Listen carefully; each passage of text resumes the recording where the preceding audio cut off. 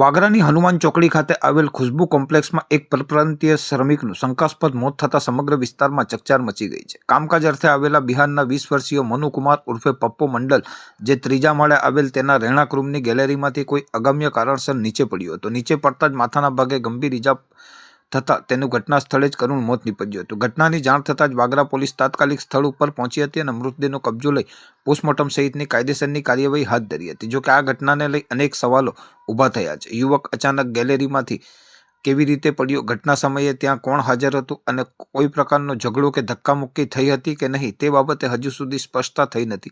ભૂતકાળમાં પરપ્રાંતીય શ્રમિકો વચ્ચેના આંતરિક વિવાદોમાં ગંભીર ગુનાઓ અને હત્યાના બનાવો સામે આવ્યા હોવાના કારણે આ ઘટનાને માત્ર અકસ્માત ગણીને બંધ કરી દેવા સામે સ્થાનિકોમાં ચિંતા વ્યક્ત થઈ રહી છે. આથી આ બનાવ પાછળ કોઈ ગુનાહિત તત્વ સંડોવાયેલું છે કે કેમ તે જાણવા માટે ઊંડાણપૂર્વક અને નિષ્પક્ષ તપાસ કરવી જરૂરી બને છે. હાલ પોલીસ તમામ પાસાઓને ધ્યાનમાં રાખી તપાસ આગળ ધપાવી રહી છે. પોસ્ટમોર્ટમ રિપોર્ટ અને તપાસના તારણો બાદ જ સ્પષ્ટ થશે કે દુર્ઘટના અકસ્માત હતી કે પછી કોઈ ગંભીર ગુનાનો પર્દાફાશ થવાનો છે.